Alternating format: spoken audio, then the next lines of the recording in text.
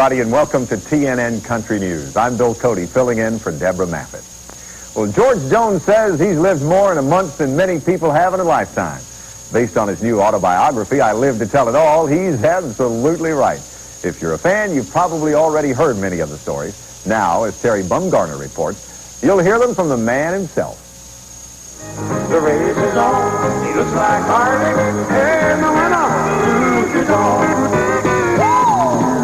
The man who has packed them in at concert venues around the world now has fans lining up again at bookstores. George Jones is now a best-selling author. Good to have you back. Thank you. Others had written unauthorized biographies, but George says they were full of half-truths and lies. So with Tom Carter's help, he has finally told his own story. And that's what really made me decide to tell the book. I said, I've been a bad boy, but let me tell it the way it really was. And what a story he tells. There are warm moments, particularly from his early years, but there are also unflinching looks at years of alcohol and cocaine abuse, of missed shows, and of ruined relationships, particularly the most famous of all, his marriage to Tammy Wynette. It may be the most self-critical autobiography ever written, and yet George says writing it was not the ordeal you might expect. It's not tough to write the truth. Yeah. And it wasn't tough at all. In fact, it made me feel relieved to be able to tell my side of the story for a change. I've never had a chance to speak, like all these people do. And by putting it in the book and getting the story straight and telling the truth, now I can get it off my chest. Was it difficult to go back and dig into these memories? Well, ordinarily it would be.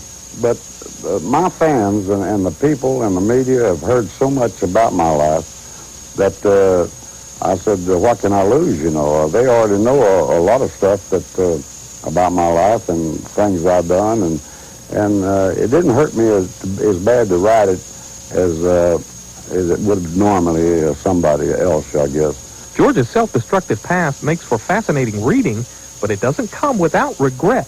If I had to think about it today, I would give everything all the money, anything else that I ever made in life, and the glory or whatever, I would gladly give it away if I could go back and not do the things I've done. Based on the mail his wife Nancy sifts through, the story of George's recovery from the brink of alcohol and drug-induced death will inspire some. She has got so much mail from women telling about their husband being big fans of mine, and that they told their wives, if George Jones can do it, I can, and so many of them have quit drinking. And I thought this was wonderful, and if it will serve any of these purposes, toward drugs or liquor or drink, boy, it makes me feel wonderful. I don't mind telling the truth at all. In case you're wondering, even with all that George confesses in this book, even with all the stories told, he didn't quite tell all. Some of the things I couldn't get in there, but hopefully we might get to write another book, I hope, and if I do, I'm going to tell the rest of it. George and Tom Carter found out today that I Live to Tell It All will make an impressive debut at number 14.